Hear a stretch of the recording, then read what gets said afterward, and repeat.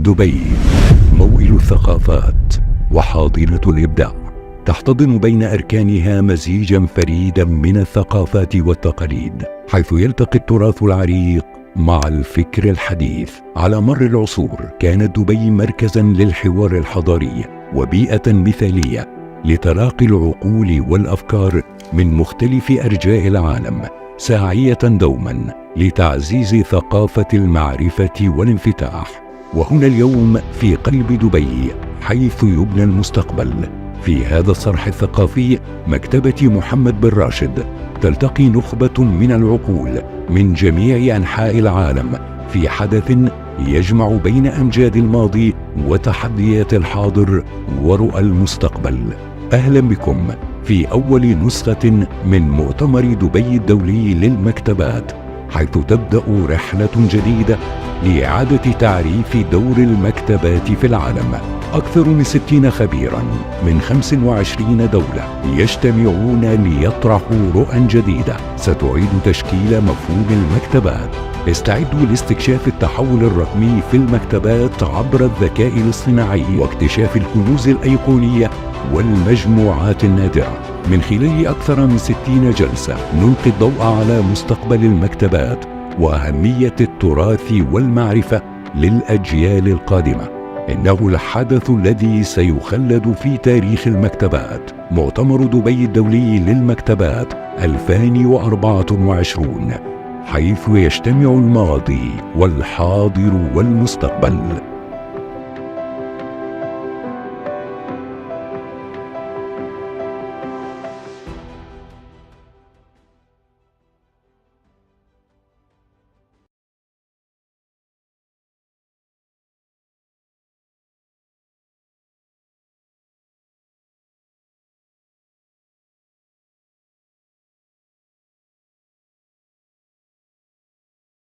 دبي، موئل الثقافات وحاضنة الإبداع، تحتضن بين أركانها مزيجا فريدا من الثقافات والتقاليد، حيث يلتقي التراث العريق مع الفكر الحديث. على مر العصور كانت دبي مركزا للحوار الحضاري وبيئة مثالية لتلاقي العقول والأفكار من مختلف أرجاء العالم، ساعية دوما لتعزيز ثقافة المعرفة والانفتاح. وهنا اليوم في قلب دبي حيث يبنى المستقبل، في هذا الصرح الثقافي مكتبة محمد بن راشد، تلتقي نخبة من العقول من جميع أنحاء العالم في حدث يجمع بين أمجاد الماضي وتحديات الحاضر ورؤى المستقبل. أهلا بكم في أول نسخة من مؤتمر دبي الدولي للمكتبات، حيث تبدأ رحلة جديدة لإعادة تعريف دور المكتبات في العالم. أكثر من 60 خبيرا من 25 دولة يجتمعون ليطرحوا رؤى جديدة ستعيد تشكيل مفهوم المكتبات. استعدوا لاستكشاف التحول الرقمي في المكتبات عبر الذكاء الاصطناعي واكتشاف الكنوز الأيقونية والمجموعات النادرة. من خلال أكثر من 60 جلسة نلقي الضوء على مستقبل المكتبات وأهمية التراث والمعرفة للأجيال القادمة. إنه الحدث الذي سيخلد في تاريخ المكتبات، مؤتمر دبي الدولي للمكتبات 2024، حيث يجتمع الماضي والحاضر والمستقبل.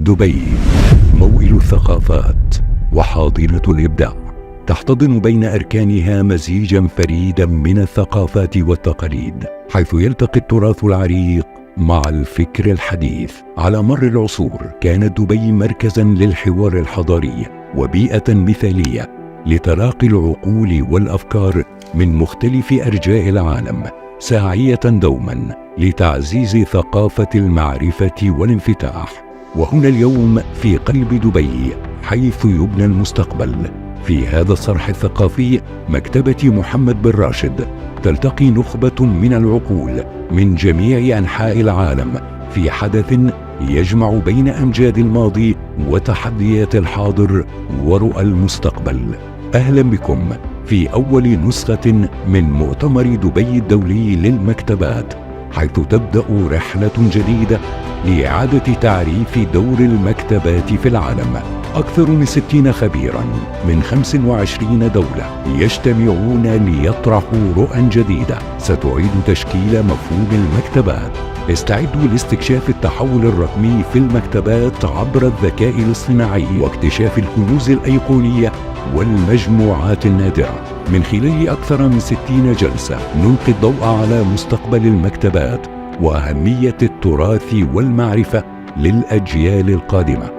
إنه الحدث الذي سيخلد في تاريخ المكتبات، مؤتمر دبي الدولي للمكتبات 2024، حيث يجتمع الماضي والحاضر والمستقبل.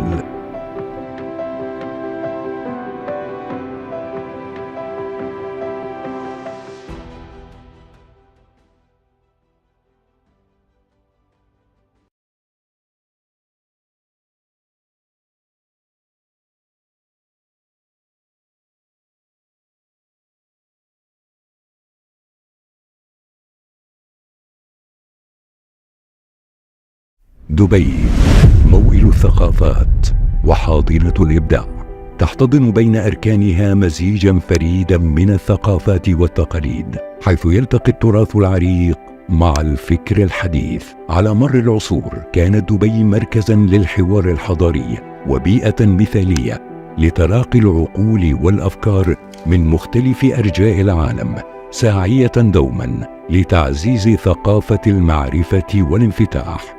وهنا اليوم في قلب دبي حيث يبنى المستقبل. في هذا الصرح الثقافي مكتبة محمد بن راشد تلتقي نخبة من العقول من جميع أنحاء العالم في حدث يجمع بين أمجاد الماضي وتحديات الحاضر ورؤى المستقبل. أهلا بكم في أول نسخة من مؤتمر دبي الدولي للمكتبات، حيث تبدأ رحلة جديدة لإعادة تعريف دور المكتبات في العالم. أكثر من 60 خبيرا من 25 دولة يجتمعون ليطرحوا رؤى جديدة ستعيد تشكيل مفهوم المكتبات. استعدوا لاستكشاف التحول الرقمي في المكتبات عبر الذكاء الاصطناعي واكتشاف الكنوز الأيقونية والمجموعات النادرة. من خلال أكثر من 60 جلسة نلقي الضوء على مستقبل المكتبات وأهمية التراث والمعرفة للأجيال القادمة. إنه الحدث الذي سيخلد في تاريخ المكتبات، مؤتمر دبي الدولي للمكتبات 2024، حيث يجتمع الماضي والحاضر والمستقبل.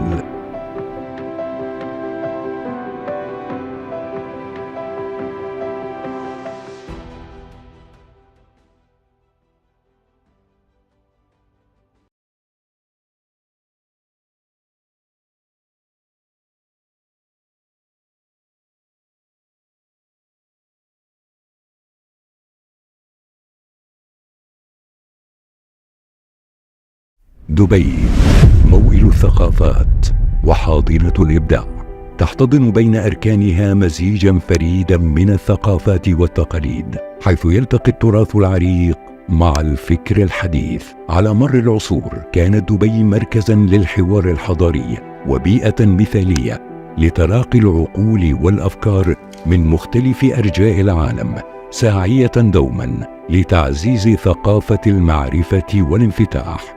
وهنا اليوم في قلب دبي حيث يبنى المستقبل. في هذا الصرح الثقافي مكتبة محمد بن راشد تلتقي نخبة من العقول من جميع أنحاء العالم في حدث يجمع بين أمجاد الماضي وتحديات الحاضر ورؤى المستقبل.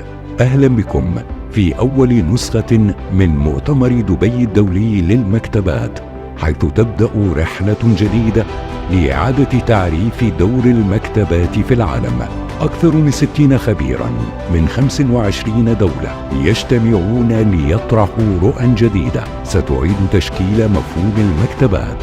استعدوا لاستكشاف التحول الرقمي في المكتبات عبر الذكاء الاصطناعي. My name is Paulo Horta. I am from NYU Abu Dhabi. The topic strikes very closely to my heart. I work on the 1001 Nights. The most reliable manuscripts are from Damascus, but there's still some in private hands, and some have been lost and dispersed, and there is no complete version of the 1001 Nights. So when acts of God and acts of man disperse libraries, this is something which speaks very closely to my heart. I would like to ask the presenters a first question, but as in your first answer, please take a minute to introduce yourself. And the first question is really about the destruction of libraries. What kind of destruction have you encountered? Sammy, I think maybe we'll start with you.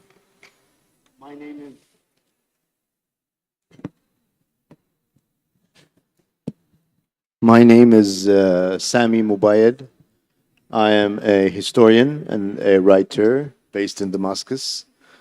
I'm also chairman of the Damascus History Foundation and a former Carnegie Scholar. Coming from Damascus in particular, I have witnessed a lot of destruction over the last 12 years since conflict broke out in my country.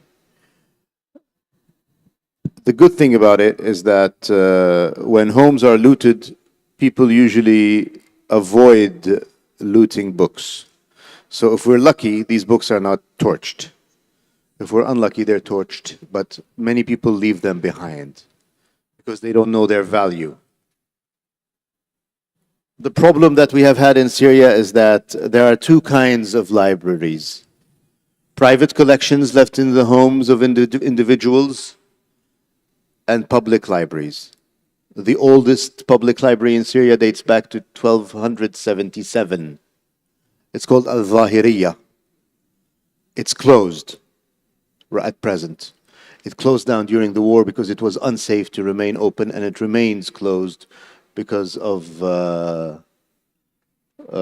many reasons, although it had been renovated just before the war. The more dangerous thing is with private libraries. These are in homes that have been either abandoned or that their occupants have died or they have been looted by the many different players in the war. And this has led to very important documents and books being lost. We really don't know where they are anymore. And because there were so many other pressing issues, like the destruction of infrastructure and a very high death toll, libraries and books never got the proper attention that they deserve. And it was almost always seen as put on the back burner and not given enough attention, neither by authorities nor by the international community. Thank you, Sammy. Jeanette Lebron Ramos, we're very happy to have you today. I'm just going to give you a heads up. In addition to images, Dr. Jeanette Ramos will be giving us some remarks in Spanish so that you do have the translation devices that people can come and bring them to you if you can't follow just with the images or with the Spanish you may have. So just a heads up. Jeanette, si podrías decir algunas palabras sobre usted y cómo es la destrucción hecha por los huracanes en las bibliotecas en Puerto Rico. Muchas gracias. Buenos días a todos. Soy Ginette Lebrón, soy de Puerto Rico.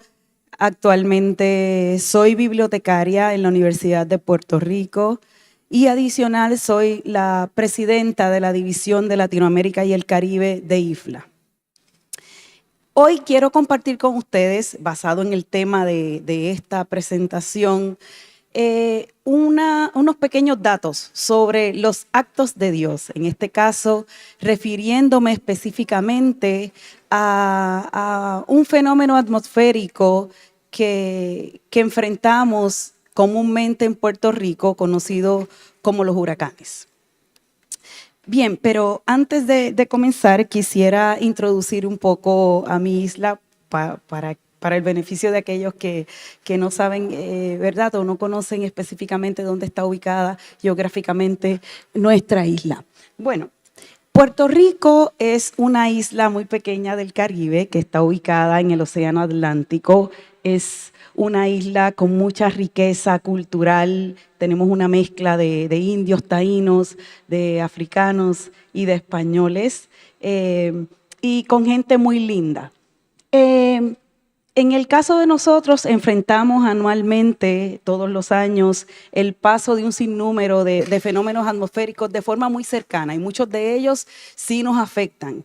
Estos fenómenos, que se conocen como huracanes, son unos fenómenos que traen consigo muchos vientos muy fuertes, mucha lluvia, que afectan todo lo que tocan a su paso.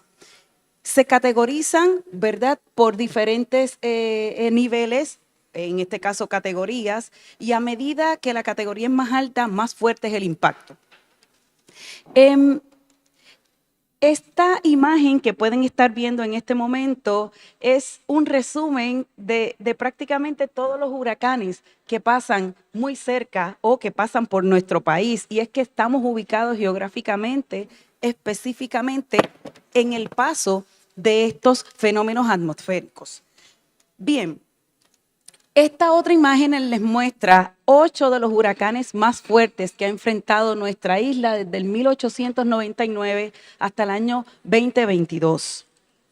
Entonces, cuando en Puerto Rico nosotros recibimos notificación de que hay posibilidades de que vamos a recibir un huracán, entonces comienza el proceso de preparación, tanto en los hogares como en las bibliotecas. Y principalmente lo que hacemos es cubrir las ventanas, cubrir las puertas con, nosotros le llamamos sacos de arena para evitar que entre el agua, y también limpiamos las áreas por donde tiene que correr el agua para evitar que entonces hayan inundaciones o que esta agua penetre dentro de las estructuras. Entonces, en septiembre del año 2017, nosotros enfrentamos el paso muy cercano de un huracán que se llamó Irma, y en pantalla pueden ver las imágenes de los daños que causó en la isla, pero fue muy leve en el sentido de que no entró a nuestra isla, no nos afectó. Sin embargo, 5 días después, nosotros recibimos la noticia de que otro huracán tenía posibilidades de llegar a nuestra isla. Y en efecto, el 20 de septiembre nosotros recibimos el impacto del huracán María. Ha sido el huracán más fuerte que ha pasado por Puerto Rico en los últimos 89 años. Entró con una velocidad de 155 millas por hora, que eso es ya casi categoría 5, ¿verdad? Categoría 5 empieza en 157 millas, y este entró con 155. Atravesó la isla en forma diagonal y destruyó todo lo que encontró a su paso. A partir del paso de este huracán, nosotros tuvimos un colapso de todos los servicios. No tuvimos energía eléctrica por 6 meses corridos, no tuvimos servicio de agua, no tuvimos comunicaciones, servicio postal, no teníamos nada. Realmente pasamos momentos muy difíciles. Y esta fue nuestra realidad en ese momento. Recibimos el apagón más grande en la historia de los Estados Unidos y el segundo más grande a nivel mundial. El primero fue en India en el año 2012. Y esto en pantalla pueden ver las imágenes de la destrucción en la isla, las casas, los hoteles, los apartamentos, la infraestructura eléctrica, todo se fue al suelo, destrucción total. Luego también tuvimos destrucción, los puentes colapsaron, Esto pues obligó a la gente a tomar medidas extremas, como ven en la imagen de arriba, improvisaron escaleras para poder cruzar de un lado a otro. Los árboles obstruyeron todas las carreteras. Todo era un caos en ese momento. De igual forma, este huracán trajo consigo mucha agua, muchas comunidades se inundaron, las casas se inundaron y por supuesto las bibliotecas también. Entonces comenzó el proceso de recuperación. Teníamos muchas personas en refugio. Toda la comunidad salió a la calle a tratar de limpiar las carreteras, porque las autoridades en ese momento no daban abasto, era imposible. Y aparte, pues teníamos que hacer líneas para comprar gasolina, para comprar gas, para comprar hielo, para comprar materiales de construcción, para sacar dinero en los bancos. Nuestros cultivos se afectaron totalmente, así que empezó a escasear la comida. La comida que llegaba de otros países se quedaba atascada en los muelles, pues porque las carreteras no había forma de que se moviera los camiones. Y como resultado de eso, comenzamos a ver una migración masiva de los puertorriqueños a los Estados Unidos, porque en ese momento esa era la solución. Y en términos de lo que son las bibliotecas, ahora mismo están viendo una imagen de lo que puede ser, ¿verdad?, una de nuestras universidades en estado normal y el día después del huracán. Y como resultado aquí van a ver entonces imágenes de lo que sufrimos en las bibliotecas. Los techos, las ventanas estaban pues destruidas en muchas bibliotecas. En imágenes ahora están viendo el agua, tanto en los techos de nuestras bibliotecas como dentro de las bibliotecas. El agua entró a la biblioteca y como resultado de eso se cayeron los techos, las lámparas, los aires acondicionados.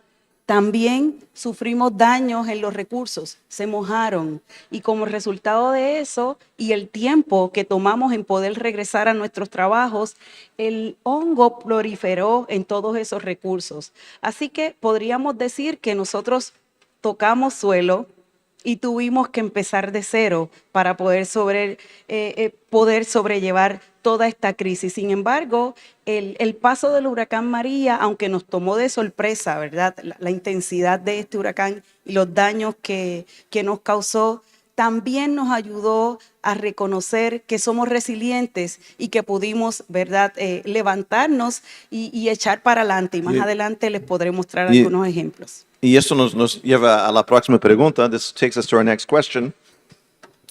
So we're moving now from destruction to rebuilding and recovering. And perhaps, Sammy, you could also help us think about the state of the libraries and the private libraries and the books as you find them, these collections.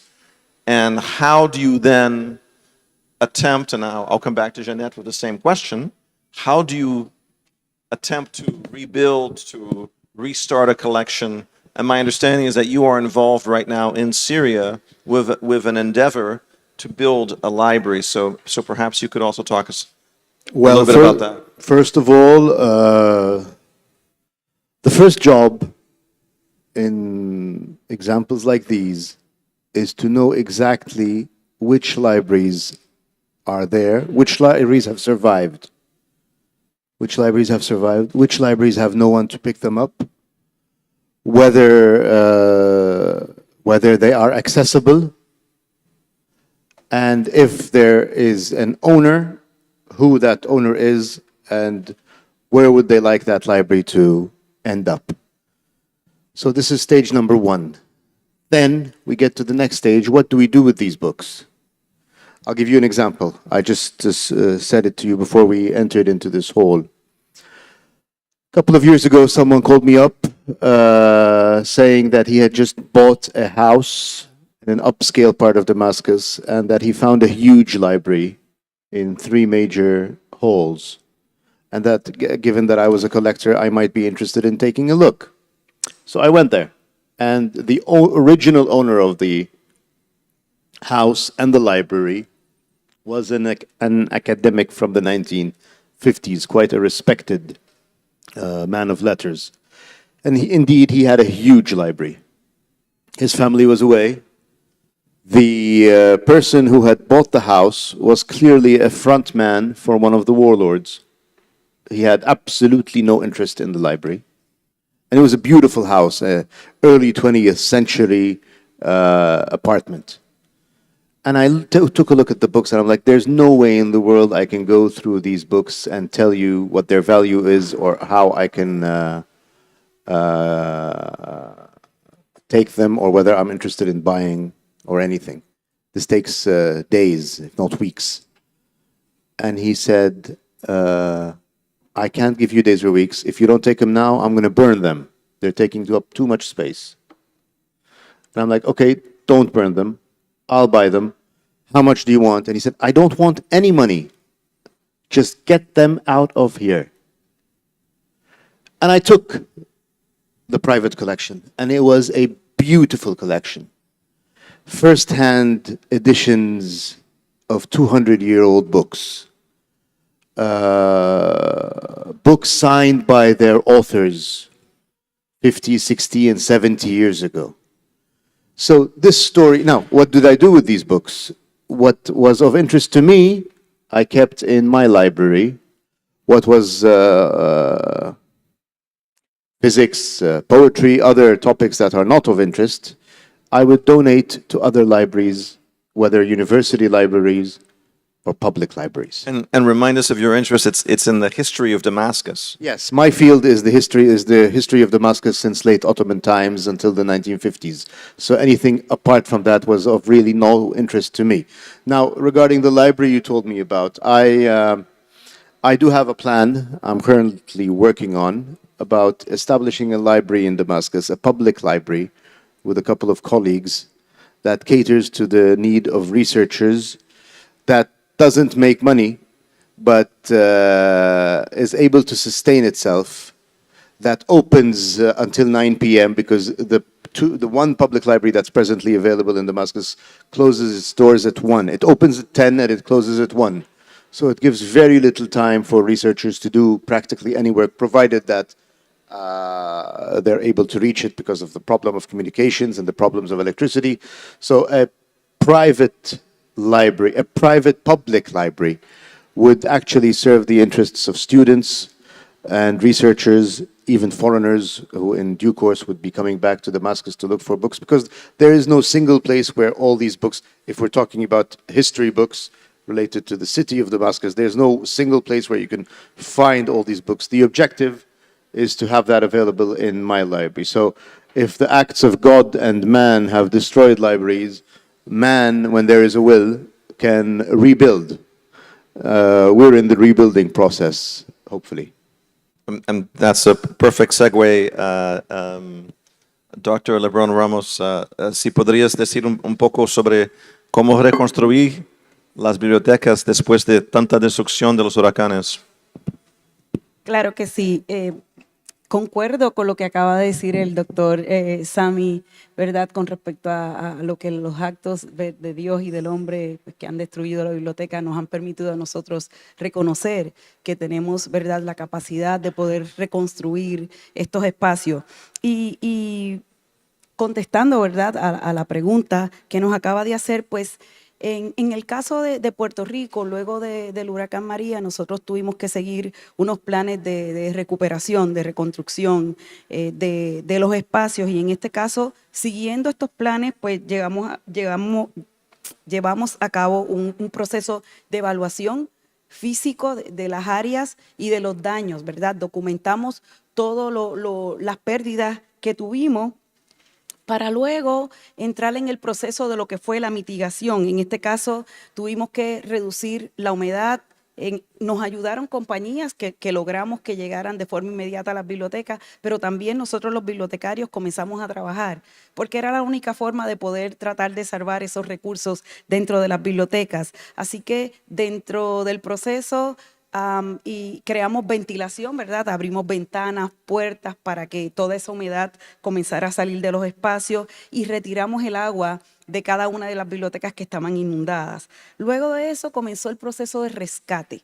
En este caso, nosotros comenzamos a manejar prácticamente los libros que fueron los más afectados, lo que se mojó, que estaba pues con mucho hongo, así que comenzamos a colocarlos en plataformas planas para que pudiesen comenzar a secarse. Algunos de ellos tuvimos que recurrir a los procesos de congelación para tratar de salvarlos, ¿verdad? Porque es parte de los procesos de... Sí, congelación, sí. Sí, es un proceso muy interesante. Freezing books to save them. Ya.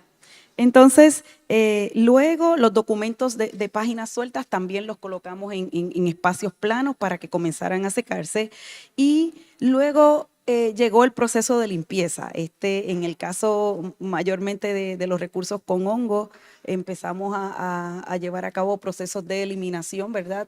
De todas esas partes que tenían hongo. También los recursos electrónicos comenzamos a evaluarlos para saber cuáles de ellos estaban en función, cuáles no. Y pues claro, por supuesto, tuvimos que empezar a trabajar con la idea de cuáles son los servicios que tenemos que empezar a ofrecer, porque pasó mucho tiempo desde el paso del huracán hasta que por fin pudimos regresar a las bibliotecas. Así que identificamos aquellos servicios dentro de nuestras posibilidades que podíamos comenzar a ofrecer a nuestros estudiantes y, por supuesto, viendo primero la seguridad, tanto de nuestro personal como de nuestros estudiantes, ¿verdad? Ver que las áreas estaban adecuadas para que ellos volvieran, habilitar algunas de las áreas para que ellos pudiesen tener la comodidad de seguir, ¿verdad? Estudiando y una vida normal, ¿verdad? Dentro de lo que se podía. Claro. El paso del huracán María también nos dejó ver que no estábamos preparados porque no habíamos enfrentado algo así en 89 años. Así que como resultado de eso tuvimos que comenzar a revisar esos planes de recuperación y de prevención. Adicional a eso también tuvimos que comenzar a capacitar a nuestro personal bibliotecario para que supiese cómo actuar antes, durante y después del paso de un fenómeno atmosférico como este. Así que esos son parte de los procesos que hicimos para la recuperación inmediata después del huracán. Perfecto. And that's a great segue to what I wanted to talk about next. And I really want to open up the conversation to everybody who's here, not only professional librarians, but everybody's concerned about the future of libraries, right? So you just ended by saying this was the immediate aftermath, right? But what happens in terms of future proofing? You just ended tantalizingly with there will be more hurricanes. So Sammy and Jeanette, I'm very curious, and please, if you're in the audience, raise your hand if you, there are different threats to libraries that we've spoken about at this Congress. We've spoken about cyber attacks, ransomware, all sorts of threats. Unfortunately, this will not be the last war or the last natural disaster to threaten our libraries. So, Sammy, and what can we do to, as you're thinking of building a library, to sort of future-proof it? The only way forward that I would see is to always have a digitized copy at hand to protect the actual books, especially if they're rare, and to tuck them away whenever a hurricane is coming or a war is coming. Now, it's never really the same with ebooks. Again, we were just mentioning this before we came in. We belong to a generation that still prefers traditional classic books where you can touch the book and turn the corner, fold the corner and scribble on the margins, but we don't really matter anymore. There's a new generation coming out that's far more comfortable with ebooks and electronic books than they are with real books. So it might be a win-win scenario where youngsters now who are already used to reading online will continue to do so, and libraries will become a cloud, a virtual space where you can go in and read any book you want, and with the press of a button, you can download this entire facade of books, which, that's exactly what my daughter said yesterday. I took a picture of this wall and I showed it to her, and she's like, "It's taking up too much space. All of these books can be put on Kindle," which is true. Not for our generation, but for the younger generation, it definitely is. So, digitizing is the way forward, whether we like it or not. Which then makes me worry about how will the future reader be able to access. You know, we have so much difficulty accessing floppy disks from the 1980s, right? So but I understand that there are some answers that perhaps people in the audience also are conversant with. Dr. LeBron Ramos, en temas del futuro, infelizmente yo viví en 2 años en Santo Domingo. Los huracanes vuelven, ¿no? ¿Cómo se puede preparar las bibliotecas para el futuro? Bueno, en primer lugar, creo que uno de los factores principales para la preparación es hacer análisis profundos sobre cómo está nuestra infraestructura, porque lo primero que se afecta cuando enfrentamos un huracán es la infraestructura, y eso es lo que provoca a su vez que los recursos se puedan afectar. A partir de eso, también creo y concuerdo, ¿verdad?, con Sami, es que sí tenemos que mirar la digitalización como parte de lo que es el futuro, de las formas de salvaguardar nuestras colecciones. En el caso de Puerto Rico, nosotros sí estamos viendo la digitalización como una opción, precisamente porque si no hubiésemos tenido muchos de los recursos que en efecto se afectaron luego del paso del huracán María, la historia hubiese sido diferente. Nos hubiésemos lamentado más. Así que a partir del paso del huracán María hemos adoptado medidas para comenzar a generar proyectos que nos ayuden a digitalizar colecciones importantes, obviamente tomando en cuenta ciertos aspectos, ¿verdad? ¿Cuáles debemos digitalizar primero? ¿Cuál es la necesidad? Pero sin embargo, lo estamos haciendo. Tenemos unas limitaciones financieras, económicas, porque el país enfrenta, ¿verdad?, una situación fiscal también que no es el tema que vamos a discutir hoy. Sin embargo, sí tiene que ver con los procesos de digitalización. No contamos con presupuesto para hacerlo. Sin embargo, ganas no nos faltan. Nosotros somos una comunidad luchadora, positiva, y entonces hemos recurrido a la búsqueda de fondos externos a través de propuestas, a crear colaboraciones con otras organizaciones y hemos logrado iniciar este proceso de digitalización. No es un % alto, ciertamente, pero sí estamos encaminados. Thank you, and of course resources. I kept thinking during both of the presentations, where would the money come from? So I was wondering if UNICEF, or I was running through my mind in terms of what kind of international organizations help.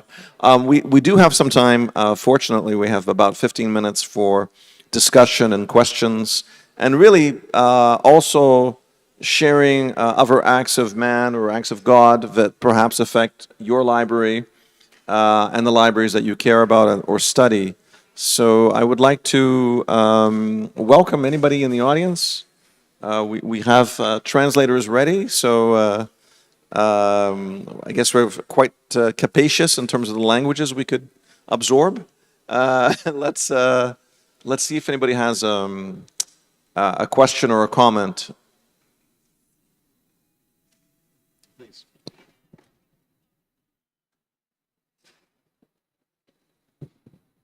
Saif Al-Jabri from Sultan Qaboos University, Oman, Muscat.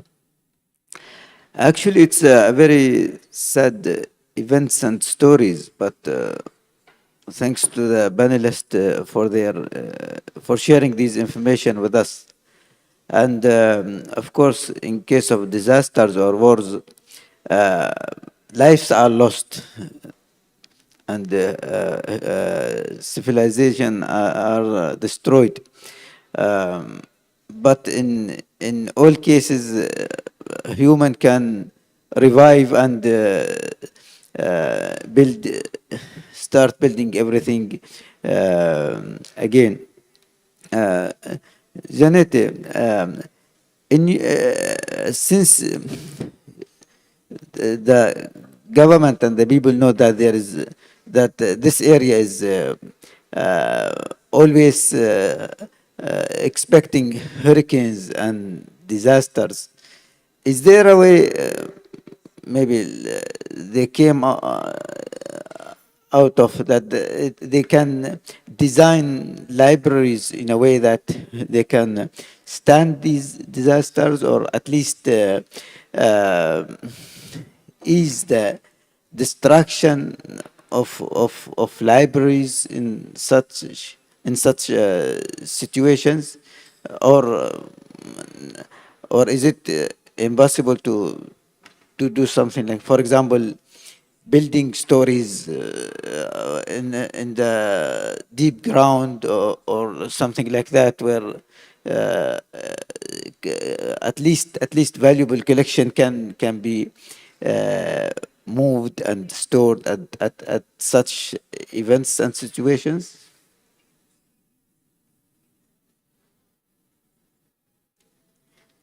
Wow, interesante pregunta. La respuesta es, si es posible, sí es posible.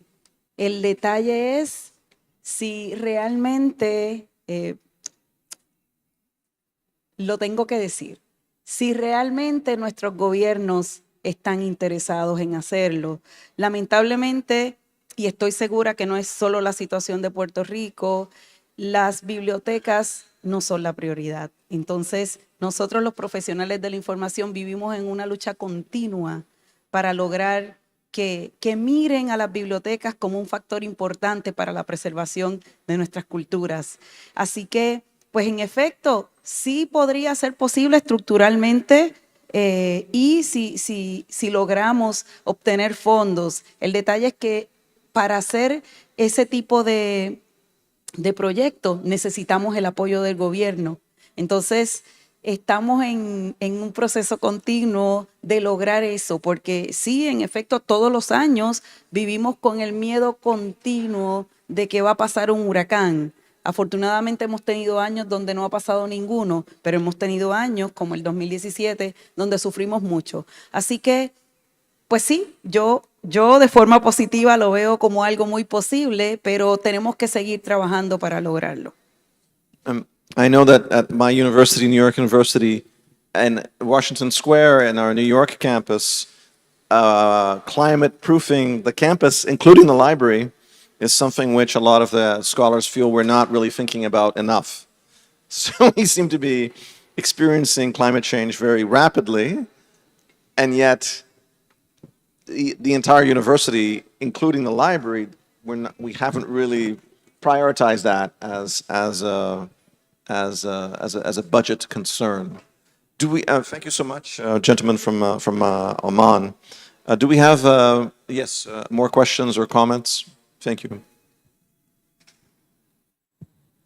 Thank you so much for your insights, and also the very different, but somehow there's a similarity in both extremes, right? In terms of acts of God and acts of man. I think in both of the experiences that we heard from, there is kind of an indication that with lack of infrastructure, there is a necessity for not just the public sector or the government to step in, but there's also some reliance on the private sector. And I was wondering if I could hear from both of you, Dr. Lebron Ramos and Dr. Mobayed, in terms of what you imagine that relationship is between the private and the public when maintaining a library in response to these acts of God and man. Because I know on the one hand you have a hurricane and you were talking about the complete collapse of infrastructure and an inability from the government, while on the other side we also have warlords being involved in the control of how money is spread and where funding is going, and potentially opening a space that does cater to a broader public, but still keeping the ability to collect as you wish to privately and what items get to go in the library. Dr. Mobayed? Private sector would prefer investing in a restaurant. It's much more money generating than setting up a library. I don't think you'll find, unless people feel motivated by a vision, like the group of dedicated individuals that I mentioned, you're not going to find any interest whatsoever from the private sector. This is the job of governments, but governments are not there at present. They have much more pressing issues to deal with. It's nowhere close to being a priority. So I don't think we can rely on the private sector. We can rely on individuals who have the money and feel motivated, but they're sporadic here and there. There's nothing institutional, and there's nothing, let's say, significant when it comes to any expectations from the private sector. Not even the public one at present, unfortunately. I mean, the sole reliance is on these individuals here and there, or on foreign institutions who can bankroll such initiatives, whether it's the UN or universities. But alas, public sector, private sector, they're not there. Dr. LeBron Ramos? Sí, sí, estoy en cierta forma de acuerdo con lo que acaba de decir Sami, sin embargo, ¿verdad? Y para suavizar un poco, en nuestro caso, por el trabajo de los profesionales de la información y de las bibliotecas, porque ha sido trabajo totalmente individual por parte de las bibliotecas, hemos logrado que algunas organizaciones privadas se interesen en cierta forma en las bibliotecas. Sin embargo, sí tengo que decir también que pues sí podemos recibir un presupuesto, pero no es un presupuesto o una ayuda continua, ¿verdad? A lo mejor es una ayuda de un momento que requiere, por supuesto, para seguir trabajando, tener pues más dinero, y ahí es donde se falla un poco, porque se inician proyectos y luego se paralizan, entonces no se adelanta mucho, así que pues ciertamente no se ha logrado en mi área todavía crear a lo mejor ese interés particular en la agencia privada para que pueda apoyar de forma continua a nuestras bibliotecas. No digo que no lo hacen, disculpen, sí lo hacen, pero pues de forma limitada. Y pues el gobierno ya lo expliqué anteriormente. Of course, comments and questions are both welcome. The microphone is coming to you. And Hello. you can also introduce yourself as you Yes, Nada Baraki from Lebanon. Just I want to comment on Dr. Sami's. Yes, I could understand you're very negative because we're coming both from Lebanon and Syria. But for me, the library, I'm a researcher, but I'm interested because library, it should be, we should admit it as an industry. We should create the need for it. Once we create the need, the public sectors will act. But we should create the need. How we create the need, we have to create by the culture, by the awareness.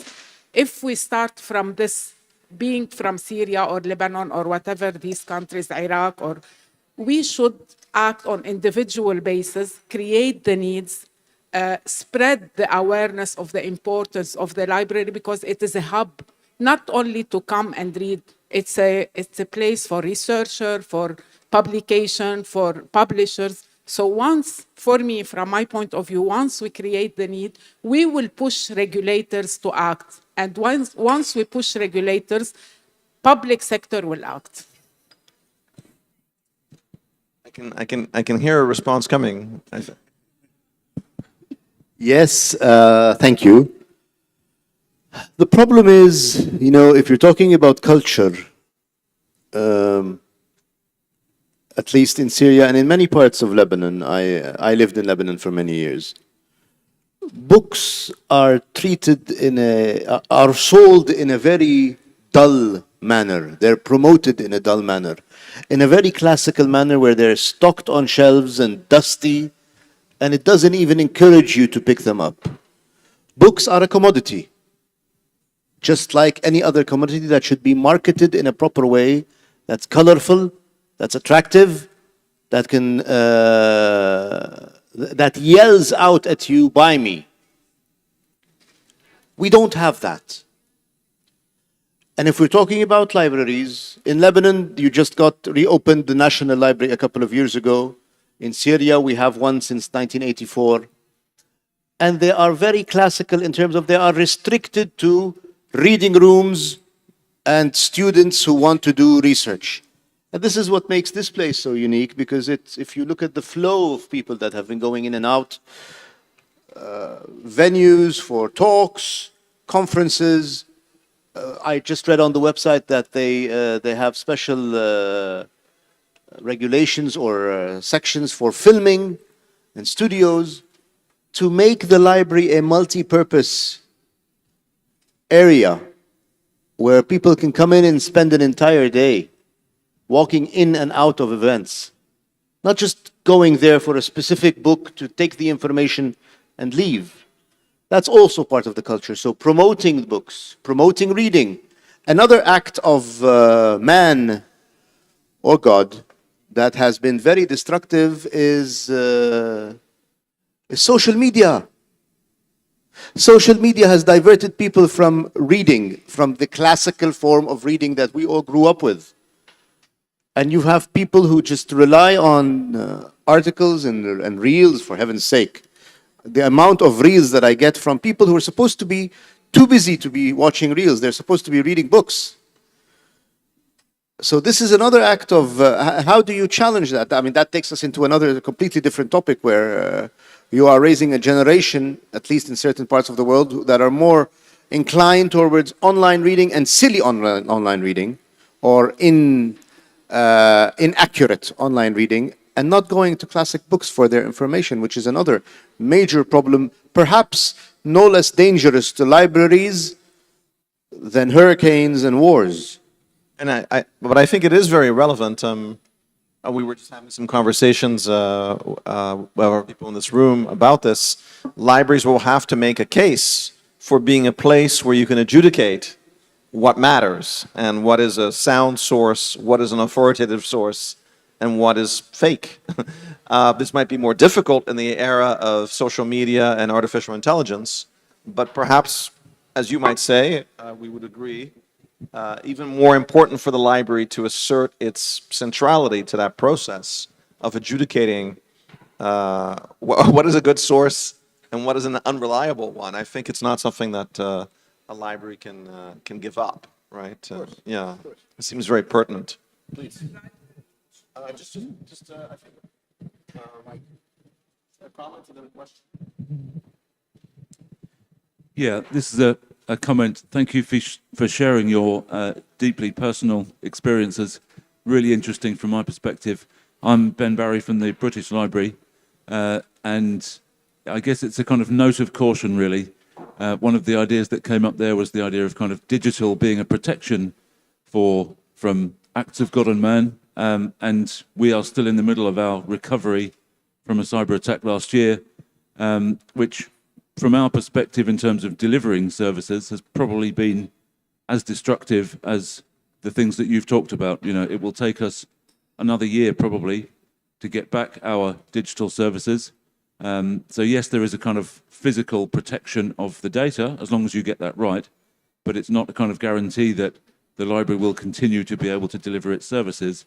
And as Professor Horta and I were just talking about, you know, that it adds a new set of questions. Obviously, we've got very good at preserving books, manuscripts, documents. We've got to get as good at preserving digital, because formats change, content change, the platforms change, and we've got to make sure that we maintain, you know, the ability to deliver them. So, you know, it just adds a new set of complexity. I think between the physical and the digital, and the combination of the two is probably some really valuable, over time, kind of protection for our collections. But I don't think digital is the kind of solution on its own. Yes, it's one of my nightmares as a scholar that I can't even read things that were preserved on hard drives in the 1980s.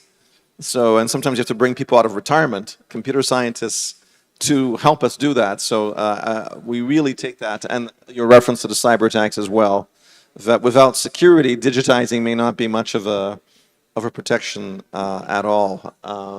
Thank you so much for that, for sharing that comment.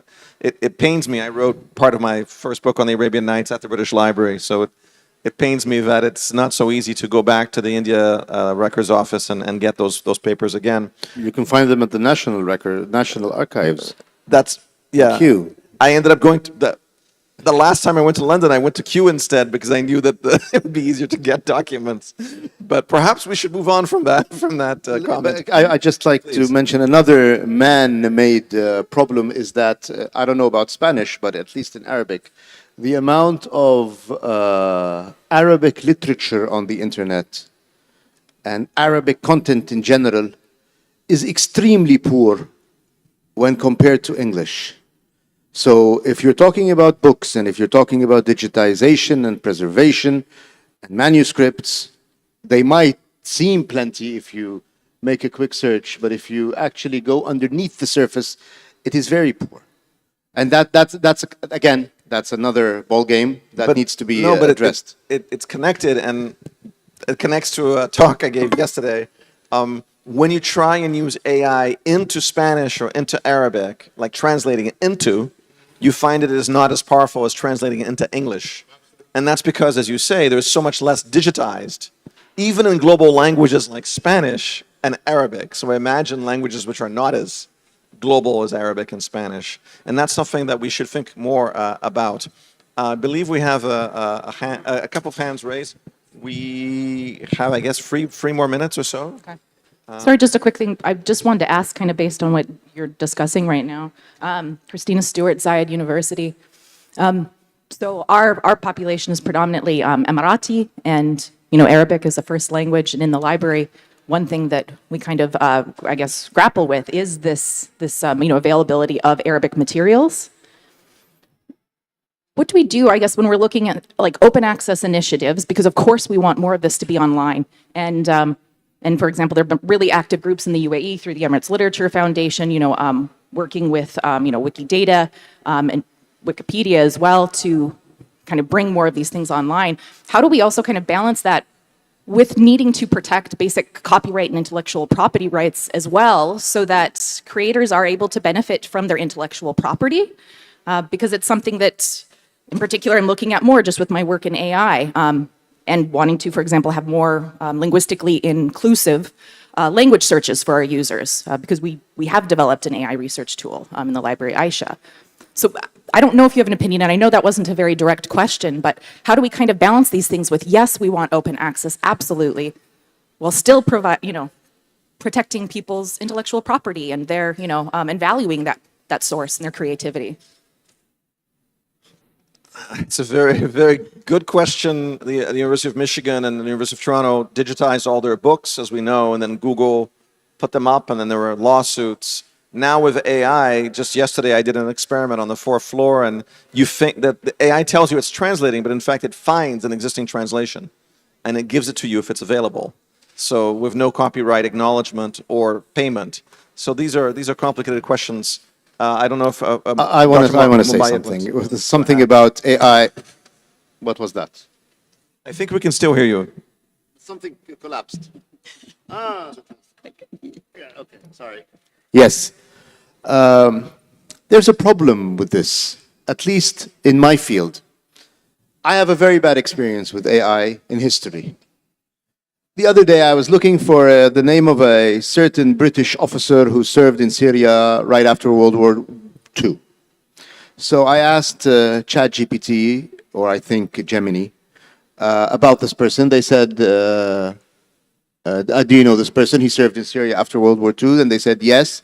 I said, do you know how he died? And they said he died in a car explosion in January 11th, 1948. And such an explosion would have been written about. We would have heard about it somewhere, somehow. So I doubted the information. And again, the reason for that is that the algorithm of AI took Syria, took what's happening now, took British, merged them into a result that was absolutely ludicrous. Hallucination, they call it AI hallucination. So I asked for a source. And they gave me two sources, academic articles with page numbers, edition, and author name and title.